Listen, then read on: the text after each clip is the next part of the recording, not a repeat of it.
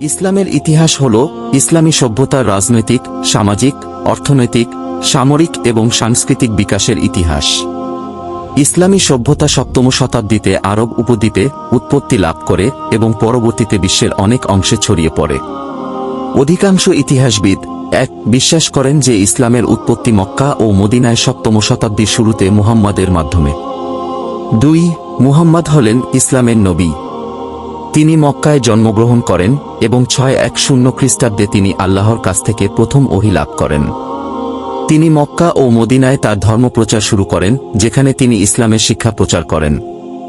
মুসলিমরা এই সময়কে ইব্রাহিমীয় নবীদের দ্বারা প্রেরিত মূল ধর্মে ফিরে আসার সময় হিসাবে বিবেচনা করে।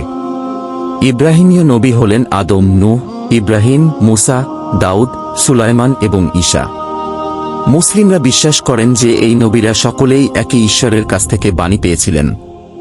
ঐতিহ্যগত বিবরণ অনুসারে 6-7 মুহাম্মদ 610 খ্রিস্টাব্দে মুসলিমরা যেটিকে ঐশী বাণী বলে মনে করে তা গ্রহণ শুরু করেন।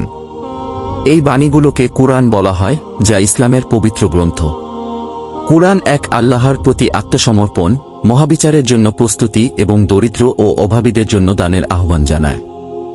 8 মুহাম্মাদের বাণী যখন অনুসারীদের সাহাবাগণ আকর্ষণ করতে শুরু করে, তখন তিনি মক্কার অভিজাতদের কাছ থেকে ক্রমবর্ধমান শত্রুতা এবং নির্যাতনেরও সম্মুখীন হন। মক্কার অভিজাতরা মুহাম্মাদের শিক্ষার দ্বারা তাদের ক্ষমতা এবং প্রভাব হুমকির মুখে পড়তে দেখেছিলেন। 9-622 খ্রিস্টাব্দে মুহাম্মদ ইয়াথরিব শহরে, বর্তমানে মদিনা নামে পরিচিত, হিজরত করেন। ইয়াথরিব ছিল একটি আরব শহর যা মুহাম্মাদের শিক্ষার প্রতি ইতিবাচক ছিল। মুহাম্মদ ইয়াথরিবে একটি ইসলামী সম্প্রদায় প্রতিষ্ঠা করেন এবং আরব উপদ্বীপের অন্যান্য গোত্রগুলোকে ইসলামে ধর্মান্তরিত করতে শুরু করেন। 10-630 খ্রিস্টাব্দে মুহাম্মদ মক্কায় বিজয় করেন 1112 এবং সমস্ত মূর্তি ধ্বংস করার আদেশ দেন। 1314 এই পদক্ষেপটি আরব উপদ্বীপে ইসলামের আধিপত্য প্রতিষ্ঠার ক্ষেত্রে একটি গুরুত্বপূর্ণ মাইলফলক ছিল। মুহাম্মদ মৃত্যুবরণ করার সময় 11 হিজরি 632 খ্রিস্টাব্দে আরব উপদ্বীপের প্রায় সমস্ত গোত্রই ইসলামে ধর্মান্তরিত হয়েছিল। 15 মুসলিম সম্প্রদায়ের নেতা হিসেবে তার উত্তরসূরি কে হবেন তা নিয়ে মতবিরোধ দেখা দেয়। এই মতবিরোধ রাশিদুন খিলাফতের দিকে পরিচালিত করে, যা ইসলামের প্রথম 4 জন খলিফার শাসনকাল। 16 17 18 19 1300 শতাব্দীর শুরুতে দিল্লি সালতানাত দক্ষিণ এশিয়ার উত্তর অংশে একটি শক্তিশালী মুসলিম রাজ্য হিসাবে আবির্ভূত হয়।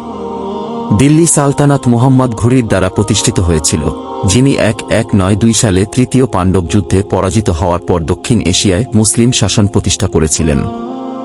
দিল্লি সালতানাত পরবর্তীতে দক্ষিণ এশিয়ার বৃহত্তম এবং সবচেয়ে শক্তিশালী মুসলিম রাজ্য হয়ে ওঠে। 11 এবং 1200 শতাব্দীতে তুর্কি রাজবংশগুলো আনাতোলিয়ায়, বর্তমান তুরস্ক, সার্বজনীন রোমান সাম্রাজ্যের কাছ থেকে জমি জয় করে নেয়। এই রাজবংশগুলোর মধ্যে রয়েছে রুম সালতানাত এবং আর্তুকিদরা। রুম সালতানাত ছিল একটি শক্তিশালী মুসলিম রাজ্য যা কায়সারিয়ায়, বর্তমান কায়সেরি, তুরস্ক, অবস্থিত ছিল। আর্তুকিদরা ছিল একটি তুর্কি রাজবংশ যা আনাতোলিয়ায় বেশ কয়েকটি রাজ্য প্রতিষ্ঠা করেছিল। 1300 এবং 1400 শতাব্দীতে মঙ্গল এবং তৈমুর লংয়ের আক্রমণ এবং ব্ল্যাক ডেথের মহামারী মুসলিম বিশ্বের অনেক অংশকে দুর্বল করে দেয়। মঙ্গলরা 1300 শতাব্দীতে পারস্য, মধ্য এশিয়া এবং মধ্যপ্রাচ্যের অনেক অংশ জয় করে নেয়। তৈমুর লংয়ের আক্রমণও মুসলিম বিশ্বের অনেক অংশকে ধ্বংস করে দেয়। ব্ল্যাক ডেথের মহামারী মুসলিম বিশ্বের জনসংখ্যায় ব্যাপক হ্রাস ঘটায়। এই ঘটনাগুলো মুসলিম বিশ্বের প্রচলিত কেন্দ্রগুলোকে দুর্বল করে দেয় এবং নতুন শক্তির উত্থানের পথ তৈরি করে। তৈমুর লংয়ের অধীনে মধ্য এশিয়ায় একটি নতুন সংস্কৃতি ও শিল্পের বিকাশ ঘটে। এই সময়কালকে তৈমুরীয় রেনেসা বলা হয়। তবে এই সময়ে পশ্চিম আফ্রিকায় মালি সাম্রাজ্য ও দক্ষিণ এশিয়ায় বাংলা সালতানাতের মতো শক্তিশালী মুসলিম শক্তিরও উত্থান ঘটে। 2021 মালি সাম্রাজ্য ছিল একটি শক্তিশালী আফ্রিকান সাম্রাজ্য যা 1300 থেকে 1600 শতাব্দী পর্যন্ত বিদ্যমান ছিল। মালি সাম্রাজ্যটি একটি প্রধান বিশ্ব অর্থনৈতিক শক্তি ছিল এবং উত্তর আফ্রিকা থেকে পশ্চিম আফ্রিকা পর্যন্ত বিস্তৃত ছিল।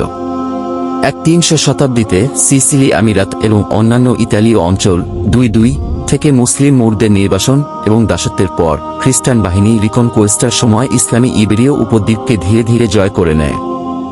রিকনকোয়েস্টা ছিল একটি যুদ্ধ যা খ্রিস্টানরা মুসলিমদের কাছ থেকে ইবেরীয় উপদ্বীপ পুনরুদ্ধার করার জন্য করেছিল।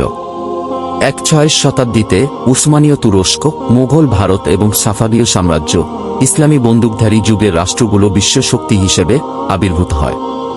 এই রাজ্যগুলো শক্তিশালী সামরিক বাহিনী এবং বিস্তৃত সাম্রাজ্য গড়ে তোলে। 19 এবং 20 শতাব্দীর মধ্যে মুসলিম বিশ্বে ইউরোপীয় উপনিবেশবাদের উত্থান ঘটে। এই সময়ের মধ্যে ইউরোপীয় শক্তিগুলো যেমন Britain, France, Spain, Portugal, Russia এবং জার্মানি মুসলিম বিশ্বের বেশিরভাগ অংশে উপনিবেশ করে তোলে। এই উপনিবেশগুলোতে ইউরোপীয় শক্তিগুলো তাদের নিজস্ব আইন, অর্থনীতি এবং সংস্কৃতি প্রবর্তন করে। 2 শতাব্দী ধরে মুসলিম বিশ্বের বিভিন্ন দেশের মানুষ ইউরোপীয় শক্তির অধীনে থেকে স্বাধীনতা অর্জনের জন্য লড়াই করেছে। এই লড়াইগুলোর কিছু এখনও চলমান রয়েছে এবং অনেক মুসলিম দেশ এখনও স্বাধীনতা অর্জন করেনি।